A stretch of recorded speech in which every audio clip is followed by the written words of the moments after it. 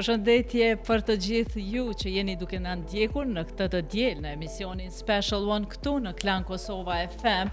Si çdo javë, edhe kësaj jave e ftuar është një grua mund të them edhe pse e re në moshë, ajo ka arritur mjaft suksese e suksesin e saj e lidhin me poezinë. Ajo është një poete e njohur tashmë, po besoj edhe librat e saj i keni pa, i keni lexu, e që bëhet fjalë për Ervina Halilin, e cila tash së fundmi ka mbajtur një masterclass këtu në Prishtinë, po ashtu është autore e disa librave. Ajo vjen në emisionin Special One për të rrëfyer për jetën dhe veten. Mirë se erdhe. Mirë se gjetar, Vresha, dhe përshëndetje për krejt dëgjuesit edhe shikuesit e Klan Kosovës. Si fillim po flasim për masterclassën e cila u mbajt këtu në Prishtinë. Bëj fjalë për artin e shkrimit kreativ. Sa pati interesim për këtë masterclass? Nuk ishte keq, do të doja që të kishte më shumë interesim, por me që edhe ishte dita ndërkombëtare e librit dhe të drejtave të autorit, këto aktivitetet ishin shumë të shpërndara, edhe ishte edhe kohë me shi, pat interesim të mjaftueshëm, të rinj, student, të cilët duan të shkruajnë ose duan të kenë një botkuptim më të veçantë ndoshta për shkrimin, dhe nuk ishte keq, ishin rreth ndoshta 15-20 vet, por kjo nuk është keq për Prishtinën. Është mjaft mirë, mund të them, që thu për Prishtinën. Po ashtu, aty e ke shpalos paksa edhe ke fol për librin Mali i Qumshtit. Ju kam referu librit Mali i Qumshtit, siç ju kam referu edhe përvojës e librave të kaluara, me qëllim që ndoshta me kuptu edhe tjerë që mund të demotivohen rrugës, sepse rruga e shkrimit edhe e artit në përgjithësi, edhe çfarë do rrugë nuk është e lehtë, edhe shpesh herë po i shoh shumë të rinj me shumë talent tu demotivu rrugës, edhe ko marr shembull librin tim të parë, deri te libri i fundit, libri im i parë ka qenë kur unë isha 17 vjeçe, edhe kjo konsistenca për me mrit dikun është e jashtëzakonshme, t'jep shumë vullnet edhe pse rruga është shumë e vështirë, ndoshta sidomos në vendet ku është një dominim i gjinisë mashkullore sa i përket karrierës edhe suksesit, dhe sidomos kur je edhe shumë e re dhe në ndërkohë që përballë ke shumë shkrimtar, autor të karrierës, është shumë e vështirë me depërtu, jo se ka qenë synimi im, por ka qenë dëshira ime me pas një formë komunikimi me lexuesin. Kur jemi te komunikimi me lexuesin, këtë libër, pra librin Mali i Qumshtit, e ke promovu edhe në Tiranë. Si u prite atje? Shumë mirë. Libri është promovu në Tiranë sepse edhe është botu në Tiranë nga shtëpia botuese Onufri, dhe po ashtu Onufri e ka bërë edhe promovimin e librit, e ka organizuar edhe promovimin e librit. Ishte një promovim shumë modest, shumë i mirë, por me njerëz që dinin të jepnin një mendim dhe kishin lexuar librin. Unë isha shumë e lumtur dhe e befasuar bile që shumë njerëz edhe kishte njerëz që kishin lexuar edhe nga dy herë. Nuk është libër shumë voluminoz, lexohet shumë lehtë, është shumë poetik, nuk është shumë libër argëtues, është më shumë libër që është filozofik dhe motivues, dhe për mua ishte shumë befasi në fakt që njerëzit e kishin kuptuar një përqindje të asaj që unë kam dashur me transmetu. Po i kthehemi prak fillimeve tua. E thash që je poete, shkrimtare, prej nga dëshira me u marr me këtë profesion. Ka qenë kjo qysh në fëmijëri dëshirë, apo e ke pas dikon në familje që ndoshta edhe të ka shty, apo ndonjë idhull? Shpesh herë ma kanë bërë këtë pyetje edhe jo mënu me shpjegu në format ndryshme, edhe tash e shoh në moshën madhore që jam, e shoh që ndoshta asnjëna prej arsyeve që unë kam mendu, që kanë qenë iniciativë që unë me mri deri këtu, nuk janë arsye të vërteta, janë justifikime, ose unë kështu po mendoj. Patjetër që jam rritur në një familje e cila ka qenë gjithmonë e preokupuar me tekstin, me shkrimin, babi im edhe mami kanë punuar në gazetari, kam punu në gazeta të ndryshme, kam pas miq shumë shkrimtar edhe poet, kam pas shumë libra dhurat të poetëve, të cilat patjetër që unë i kam marrë dhe i kam shikuar me kurreshtje, por njëjtë i kanë marrë edhe antar tjerë të familjes. Thjesht po mendoj që njeriu e gjen veten gjatë rrugës sepse e gjen formën e vet të komunikimit. Forma jeme e komunikimit ka qenë jo shumë e drejt për drejt, po kam pas shef me komuniku me një formë pak ma në backstage edhe me ullë diko në një dhomë të qetet heshtun e të vetmume edhe me shkrujt edhe mandej bum ajo me dalë edhe me komuniku me të tjere dhe jo në direkt. Si natyrë jam pak natyrë ndoshta ma introverte kisha me thonë, më pëlqen me u akumulu në vetmi edhe mandej me dalë edhe me dhonë diçka të bukur për të tjerët. Dhe mendoj që kjo natyrë ju ka përshtat shumë aktivitetit të shkrimit edhe thjesht si e vogël është botu poezia ime parë në vitin 1997, turma 97, që është tash edhe pjesë e muzeut të luftës, muzeut të fëmijëve të luftës. Sa vjeqe ke qenë atëherë? 11 vjeqe. Sa e vogël. Fillimisht kam fillu kështu me u duk shumë interesant, vëmendja që më kanë dhënë ndoshta të tjerët kur unë kam shkru bukur, vëmendja që më kanë dhënë tjerët kur unë kam pas disa ide, të cilat nuk është se i kisha lexu, po thjesht i manifestoja në shkrim, edhe mandej ndoshta kjo vëmendje ka fillu me më pëlqy në vitin e tret të shkollës mesme kam botu librin e parë, edhe në shkollë jam njoft si ajo vajza që shkruan, edhe sikur kjo ka kriju një farë identiteti, dashte pa dashte ka kriju një farë identiteti dhe tani nuk e kam ndërprej asnjëherë mu ka dok sikur me tradhtu identitetin tem, mu ka dok sikur nuk jam ma Ervina nëse unë nuk shkruaj. Po kush janë fokusi yt i shkrimeve? Mitet apo për çka më shumë se e kam pa që më shumë je fokusuar te mitet, po pse pikërisht për këto? Në fakt unë përmes mitit e transmetoj ato që mu më preokupon, se jo që du me shkrujt për mitet.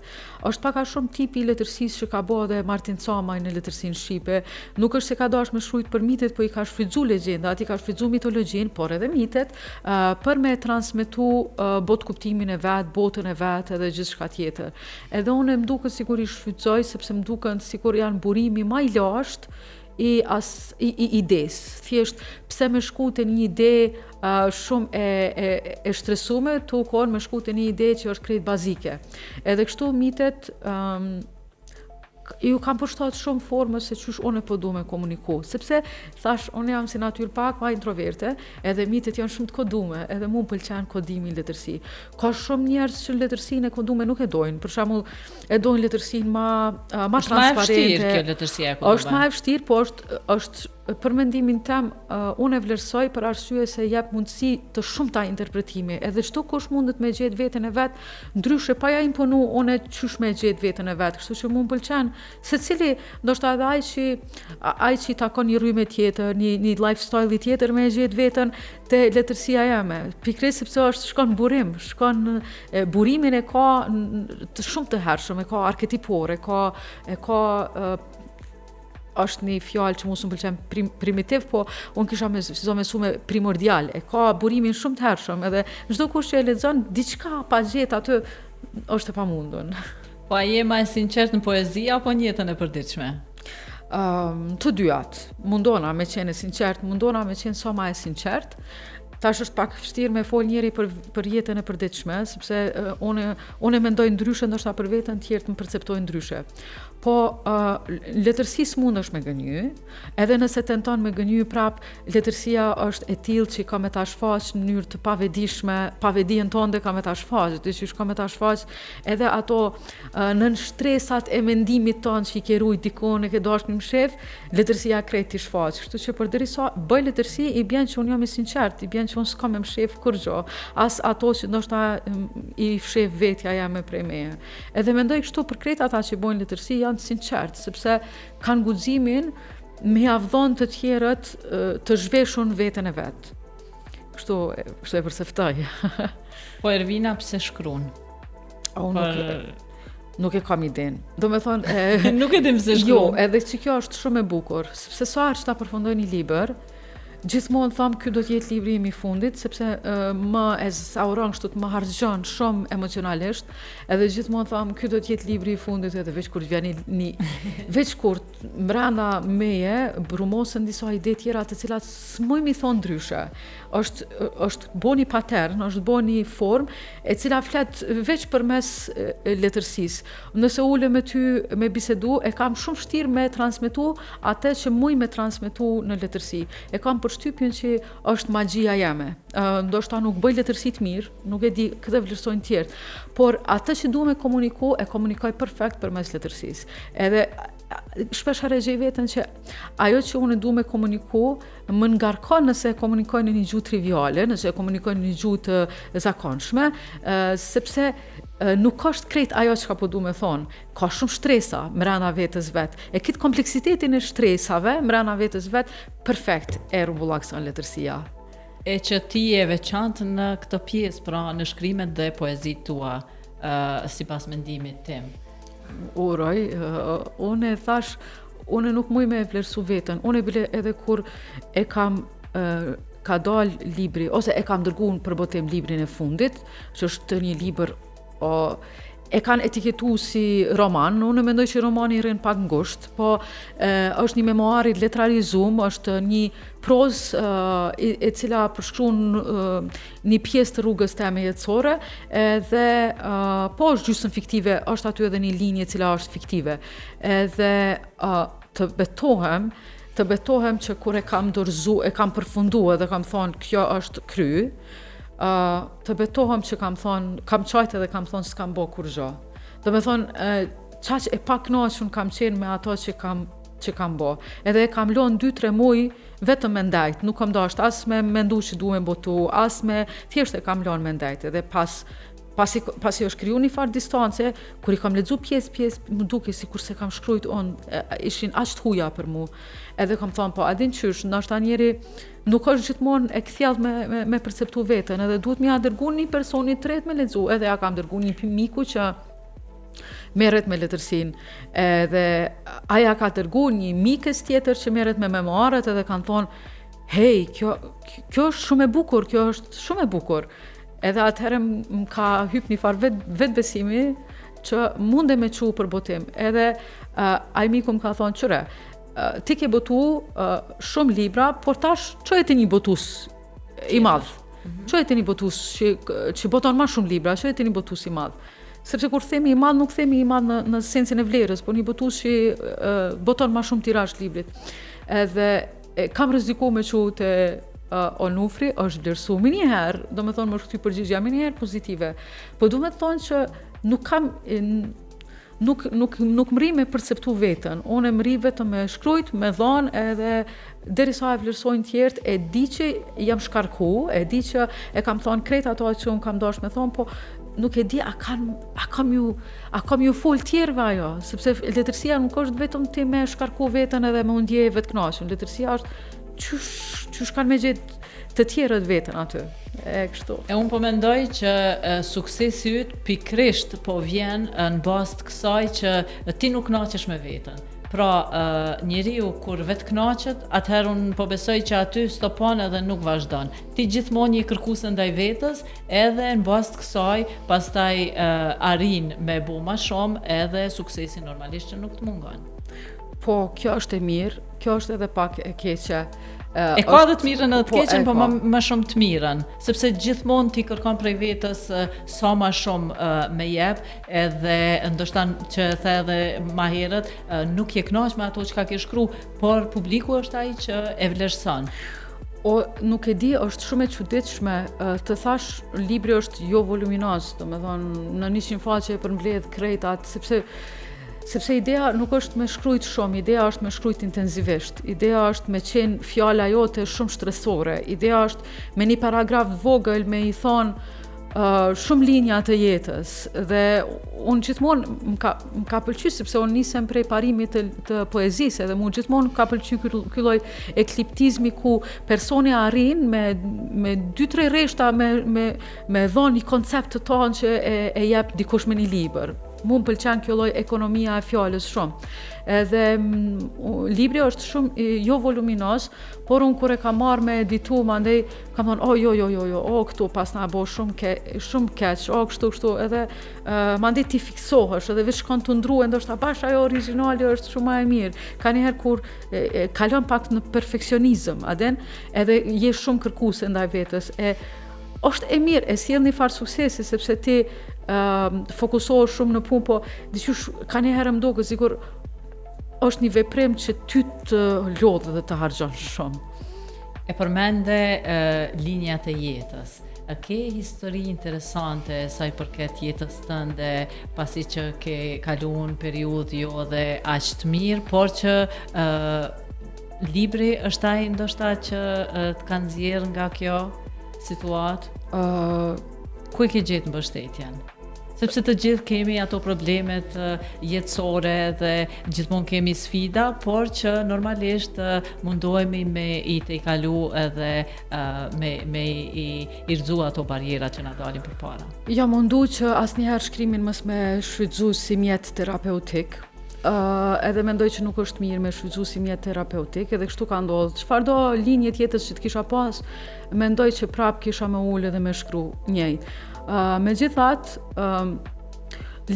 jeta që unë kam pas më ka detyru pak me mendu ma shumë për vetjetën, më ka detyru me mendu shumë për njerëzit, për trupin, sidomos për trupin.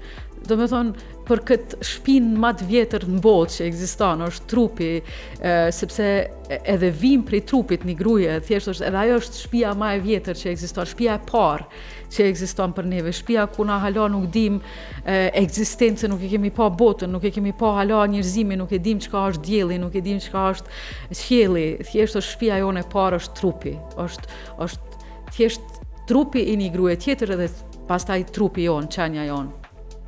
Edhe problemet që unë i kom pas gjatë jetës më kanë bo shumë e menu për trupin. Edhe thuj se krejt librat e mi e prekin marrëdhënien e njeriut me trupin. Thjesht gjithmonë edhe libri që është botu, për shembull vjen Gjumi i Oktopodit, i cili është vlerësuar atje shumë, është cilësuar si libër surrealist. Ngjarjet ndodhin brenda trupave të njerëzve, thjesht brenda trupave të njerëzve ka yje, ka qiell, ka dhe, ka gjithçka që mund të ketë në botën tonë, është një mikrokozmos, ku ekziston gjithçka.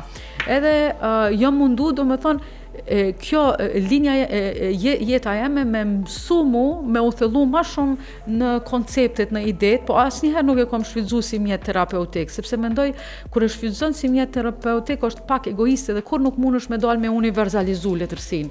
Do me thonë, nëse më flet mu, nuk do me thonë që i flet tjetrit që ndoshta kur njëherë nuk e ka pas asnjë problem që e kam pas une. Kështu, thjesht kjo është sa i përket linjes tjetës edhe letërsisë, ndërsa sa i përket vetëm linjes tjetës, unë prej moshës shumë të re, kam pas një problem shëndetësor, me të cilin kam luftu tepër shumë, fillimisht para luftës kur nuk ka pas teknologji si tash mjekësore, kur nuk ka pas ndoshta mjekësi të avancuar, ka qenë shumë problematike me kuptu se çka është problemi, sepse kam pas një ma vonë e kemi kuptu që kam pas një malformacion arteriovenoz në kokë, kogja shumë të madh, i cili ma ka pamundësu me jetu jetën normal si krejt njerëzit e tjerë. Edhe tu i pa njerëzit e tjerë, tu e jetu atjet, unë e kom pa gjithmonë vetën si të veçantë. Jo si të distancume prej njerëzve tjerë, po gjithmonë vetën si të veçantë, sepse thjesht kur e ki një problem, të cilët tjerët nuk e ndajnë, të cilët tjerët nuk mujnë me kuptu, tja ashiqare mendon që veç vetja jote ka me ta kuptu, veç ti me vetën tonë dhe ki me kuptu, edhe kush ma mirë se ti me vetën tonë dhe me shkrujt ato. S'ka lidhje nëse tjerët nuk e kuptojnë. E tash ku marrë me një pikë ku arrin ndoshta mos me shkrujt për to drejt për drejt, po me shkrujt për mendimet që mi ka dhonë ajo krejt. E mandej, jeta ka qenë shumë e vështirë, terapit kanë qenë shumë të rënda, sidomos terapit antiepileptike që më dashur mi përdor mbas operimit në kokë, kanë qenë të mërshme. Do me thonë, unë gjithmonë kom jetu me një farë observimi të skajshëm ndaj njerëzve tjerë të cilët nuk janë të e ditë sa i vlefshëm është trupi. Nuk janë të e ditë sa vështirë është mos me mujt me dalë ndoshta prej shtëpisë, sepse ki sulme të një pasnjëshme, sepse ki dhimbje shumë të mëdha etj. Dhe kjo patjetër që ka ndiku, po ka ndiku me u thellu për shembull në filozofinë e trupit, filozofinë e vetës, filozofinë e ndërdijes, sepse njeriu që mrin me luftu shumë gjana me veten, mrin mi tejkalu shumë gjana me veten edhe mos mu dog viktim, prapë se prapë me jetu e barabart me njerëzit e tjerë, ndoshta nuk kam mujt me shku në shkollë të mesme kur kam qenë, nuk kam mujt me ndjek të gjitha parties dhe të gjitha ndajat e shoqënisë teme, po jam mësu me i pa prej larg edhe me u knaq që ata janë të lumtur në formën e tyne, që ata si të rinj nuk i kanë brengat që mundet me i pas një ere tjetër atje që vun në dhomën e vet për shkak se vun dy fish, vun edhe aspektin psikologjik që nuk po mundet me shiju jetën siç po e shijojnë tjerë, vun edhe prej vet dhimbjes që ja jep shëndeti jo i mirë. Ideja është te mbjetesa, te lufta, domethënë kur mrin me t'i kalu krejt këtë proces, jo përmes ndihmës mjekësore, po përmes ndihmës që ta jep natyra, vetja, mendimi jot, është wow, është shumë e bukur. E pse mos më shkruaj tani për krejt këto? Pse mos më shkruaj në forma të ndryshme, në formë poetike, jo direkt për këto, po thjesht për konceptin e vujtjes ndoshta, për konceptin e trupit ndoshta, që janë koncepte shumë të lashta, që kanë shujt shumë filozofë, shkrimtar, edhe mandej ti me krejt ato probleme që i ki, ti thu, okej, po ndoshta njerëz të tjerë po shkojnë parti, po kënaqen, po ti po jep një libër. A din, është sikur din natyra kanë me sulmu. E prapë se prapë ti qysh po e kuptoj, ke qenë shumë pozitive në këtë aspekt, edhe ja ku po të shohim tash një Ervin që ti kalu ato sfidat jetësore që i ka pas, e që tash na vjen në studio shumë e suksesshme. Fal pozitivitetit që ke pas, ndoshta normalisht që e ke pas vështirat periudhë, por që e ke te kalu, pra e ke pa botën me një sy tjetër. Arbresha adin si, une mendoj që kam qenë shumë realiste me veten. Nuk kam dash me ashtru vetës krejt lula me thonë, okej, ti në mes të një ndaje familjare ke psu një sulm edhe javë ke prish krejt njerëzve ndajen edhe vetës, edhe it's okej, është në rregull. Nuk kam dash me thonë kështu. Mendoj që pozitiviteti është edhe kjo. Kam dash me qenë realiste, kam dash me i thonë vetës, po, ti e ki këtë problem, kemi me punu unë edhe ti bashk, do me thonë unë me vetën bashk, që ky problem mos mu bo problem, jo do mos dëshmërisht problemet janë probleme. Problemet janë çështë i përjetojmë. Nëse i përjetojmë si probleme, janë probleme, po nëse nuk i përjetojmë, nëse mrim me një pikë ku si përjetojmë si probleme, të paktën e kemi një vujtje më pak. E kemi vujtjen fizike, po të paktën nuk e kemi vujtjen shpirtënore. Edhe unë gjithmonë kam thonë, okej, pavarësisht asaj që më kanë thonë mjekët, sepse ka pas edhe mjek i cili më ka thonë, po ti nëse nuk operohesh për 2 javë ti s'ki me jetu, ka pas edhe mjek të tillë. Bile unë kam pas një averzion të jashtëzakonshëm ndaj mjekëve në përgjithësi. Edhe sot asaj dite kam pak po e fshihi, por unë gjithmonë i kam thonë vetës, po mëre, këta e din veç Zoti, e din veç si me thonë, ajo që ekziston për te nesh, nuk mundet me ditë as një mjek, as kush, përderisa unë vete, te vetja jem, intuita jem ka thonë që ti kime bo një jetë normale, ti kime qenë krejt normale, ti kime bile në kohën kur kam qenë shumë e re, nuk i kam thonë vetës që kime jetu thjesht një jetë normale, kam thonë kemi jetu një jetë jashtëzakonshme. Kam qenë shumë fanse e madhe e të bukurës edhe të madhërishmës kantit në atë kohë. Edhe nuk i kam thonë vetës kur ti kime qenë njeri bukur. Kam thonë, le që kime jetu një jetë normale, po kime jetu një jetë madhërishme, kime dhonë gjana për krejt ata që ndoshta nuk mujnë mi artikulu si te. Nëse ty ta ka falë Zoti që aftësin për me shkrujt, nuk ta ka falë aftësin për me shku si të tjerët marë këtu, po ta ka falë Zoti aftësin për me shkrujt, atëherë pse s'po përqëndrohemi te kjo aftësi edhe me bo një jetë jashtëzakonshme.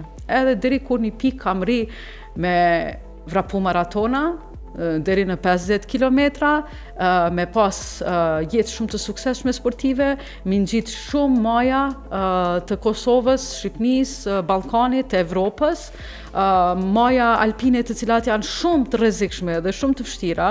Askujt kur jam gjitur në maje me te nuk i kam tregu për problemet e mia shëndetësore sepse kam pas frikë që ata nuk janë të trajnuar sa une për me mos me kufizu aftësinë teme, sepse njeri kur t'osht përballë me dikën që mundet me pas një problem shëndetësor, ka frikë sepse ose ka frikë ose ajo që më ka ndodhur mundet me të pas si viktim. Edhe në momentin që dikush të shes si viktim, vetë vullneti jote sikur kufizohet diqysh. Edhe unë kam dashur me bo maja shumë të larta, në borë, në shi, në breshër, edhe nuk i kam tregu askujt që unë jam me terapi shumë të rëndë e po i bëj këto maja. Thjesht sepse nuk kam dashur ata me më perceptu si njeri të fortë, sepse ta ashtu kam qenë, nuk është se kam dashur mu perceptu që ashtu, po thjesht jam ndje ashtu, unë jam ndje sikur njeri shumë ai fortë se sa të tjerë që nuk e kanë këtë problem.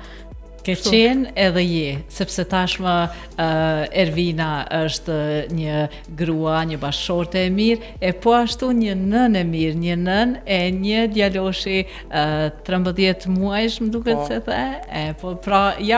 Këta janë sukseset edhe po e shohim që Ervina i keti kalu gjitha këto, po më pëlqen shumë një shembull i mirë për t'u marrë. Tja dhe studiuesja e letërsisë Ervina Halili është e ftuara e sotme emisionit Special One, ku në këtë pjesë do të ndalemi të flasim për një anë tjetër të saj. Ajo përndryshe është koleksionuese dhe hulumtuese e arkivit privat të shkrimtarëve të Kosovës, po edhe të rilindjes. Prej nga ky pasion? Nuk e di, gjithmonë mendoj që ka pas gjithmonë të unë një farë shpirti aktivisti, kështu. Kam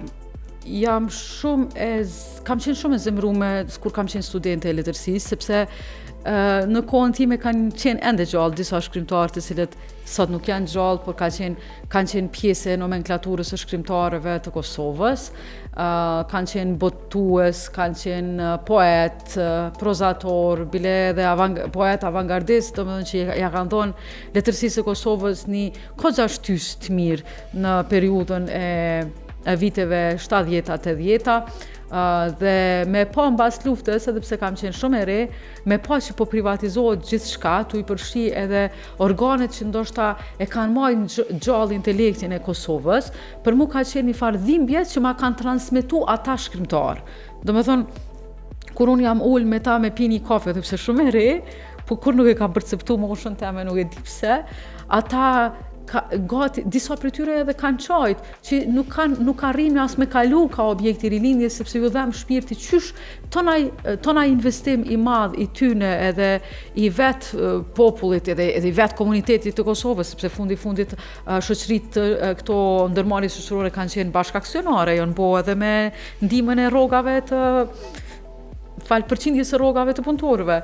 Edhe qysh domethënë gjithçka veç tretet mbas luftës. Edhe ndoshta tu nis edhe prej idesë që gjanat që ki investu shumë me u tret pa prit, është shumë gjuna i madhe, dhe unë gradualisht kom nis me mendu që qëre nëse ekziston një nomenklaturë politike qëtash që nuk po arrin me kuptu vlerën e pasurisë e cila po shitet, e cila po privatizohet, atëherë ndoshta do të vi një tjetër e cila mund ta vlerësoj, edhe kam fillu me i mbledh edhe vetë të rilindjes, edhe kam taku shkrimtarët, edhe i kam mbledh çka kam pas privatisht, çka kanë tërheq prej rilindjes kur e kanë kuptuar që po privatizohet, edhe i kom shku edhe kom intervistu, kom bo histori orale me ta, për me kuptu, me ndërtu një narrativ se ku qëndron ndjeshmëria e tyne, ku qëndron përjetimi i tyne, sepse arkiva tash ma po zhirohen, nuk janë ma vetëm arkiva dhe muzeet të cilët bartin dokumente, materiale arkivore, qysh me thonë shumë teknike ndoshta, po arkivat muzeale për shembull po bartin edhe emocionet, përjetimet e komunitetit të një periudhe të caktuar. Edhe unë kam menduar gjithmonë që do të ishte ideale që vendi jon nëse i ka i ka privatizu disa ndërmarrje të cilat kanë qenë ndërmarrje me përgjegjësi kulturore. Se është privatizu edhe fabrika amortizerave për shembull, po ka qenë fabrik, por nuk është njëjtë sikur kur privatizohet një fabrikë edhe kur privatizohet një gjë e cila i takon trashëgimisë kulturore, sepse ti po e shkatron një memorie të jashtëzakonshme që kanë njerëzit, e kanë trashëguar njerëzit. Edhe kështu ka menduar që ndoshta do të vinë një ditë një klasë politike e cila herdo kur do t'i kete unë ato që unë e kam mbledh, gjithsesi ende nuk ka ardhur një moment i duhur që me thonë që kjo është pjesë e trashëgimisë kulturore dhe i takon vendit, por unë e ruj me fanatizëm. Ka me ardhur, po besoj edhe ai moment edhe ti ke gjitha këto të dokumentume. E përmende kur ka marrë një intervistë. Një kohë ke punu edhe në media, radio është ajo që të pëlqen më shumë, edhe si erdhe sot në studio, them ka marrë malli për këto kufjet edhe i vendose me shumë qejf. Po, kam punu një kohë në radio, kam qenë shumë e re. Por ka qenë shumë kënaqësi e madhe për mu, sepse thjesht radioja ta mundson shumë a shumë mu thellu në momentin që ti harron për harron për observimin që ta bojnë tjerë. Thjesht je komplet e fokusuar në atë që apo flet, edhe thjesht kam qenë e dashuruar një kohë në radio.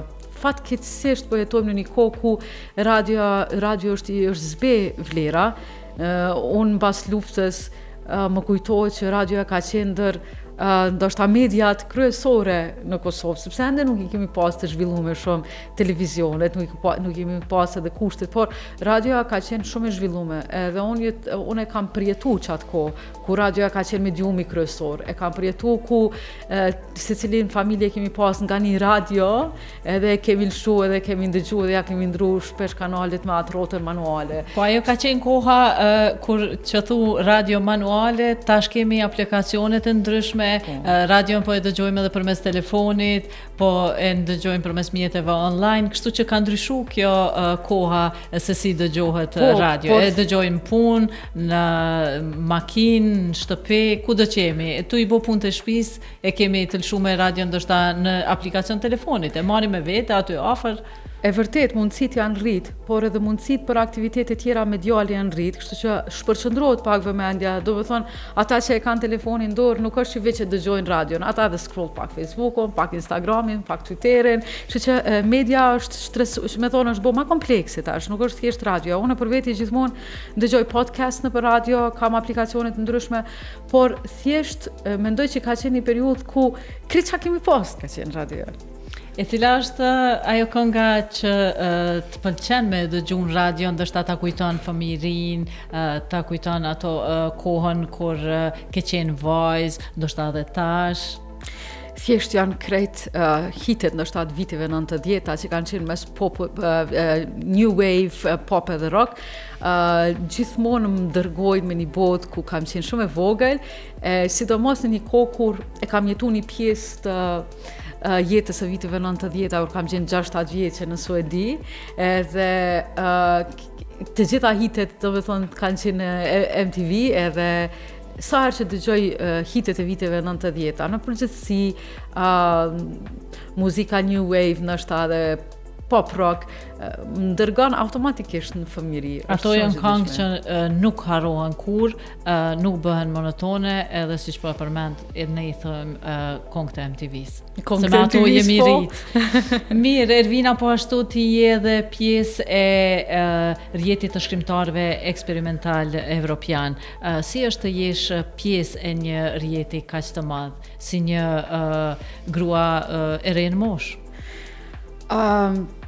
Është shumë e jashtëzakonshme. Falë këtij rrjeti, kam qenë edhe pjesë e shumë rezidencave të jashtëzakonshme të Evropës. Edhe këto më kanë ndihmuar sepse Kosova, Prishtina ku na jetojmë, Prishtina ku jetoj, është thjesht pak vend kaotik. Edhe jo krejt prej neve, tash po, por kam qenë shumë e re, nuk e kam pas hapësirën time të dedikuar për me shkru. Edhe kur të ofrohet një hapësirë, një pagë për me jetu në një vend evropian që ti veç me shkrujt, është një farë motivimi i jashtëzakonshëm. Edhe kështu përmes këtij rrjeti, në fakt, kam udhëtuar në shumë vende të Evropës, si shkrimtare, edhe pse kam qenë shumë e re, kur si kam thonë vetës se jam shkrimtare, kam thonë që jam një person që më pëlqen me shkrujt, e pasionume mas shkrimit. Edhe alo si thomë sepse njoh shumë shkrimtar të karrierës që të kanë dhënë jetën për shkrimin. Edhe kam qenë në rezidenca të jashtëzakonshme në Zvicër, në Gjermani, në Austri, në Skandinavi, në vendet e Ballkanit, dhe kjo ka qenë një përvojë jam e jashtëzakonshme. E para sepse ma ka dhënë hapësirën për me shkrujt, do me thonë një hapësirë ku ti veç shkruan, nuk ki asnjë obligimi tjetër. E dyta se kam pas mundësi me mbjetu për me saj. E treta sepse kam njoh shumë shkrimtar, të cilët jetojnë në pjesë të ndryshme të e botës jashtë vendi ku jeton ti, dhe ti sheh me çka janë të preokupuar ata, çka shkruajnë ata, si zhvillohen ata, si mbjetojnë ata, edhe është një përvojë shumë e mirë. E për krejt këto dhe shkrimet që po i përmend, normalisht që edhe ke marrë çmime. Si ndjehesh kur vlerësohesh me çmime? A janë shtytje ndoshta përpara? Po, normal që janë shtytje përpara, po nuk e kam synim. Unë mendoj që ka njerë çmimet janë relative, varet është edhe fati pak, a din diqysh varet kush i ndan, varet kush a është dikush aty që din me të vlerësu, a është dikush aty që ta din emrin të ka lexuar ndonjëherë, sepse ndonjëherë Kosovë edhe në Shqipërinë përgjithësi, koqa ende jemi një farë shoqërie kështu fisnore, dikur të vlerëson se të ka parë rrugë, dikur të vlerëson se ta ka lexuar librin, varet, atë janë pak edhe me fat.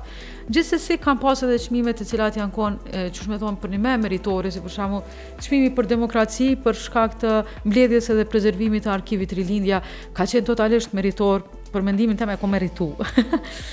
Edhe e vlerëson, po besoj këta ma shumë. Po. Mirë, dhe krejt për fund, librin the që e ke promovu në Tiranë, kur e presim Ervinën me e promovu librin edhe në Prishtinë, pra librin Mali i Qumshtit. Shumë shpejt po besoj.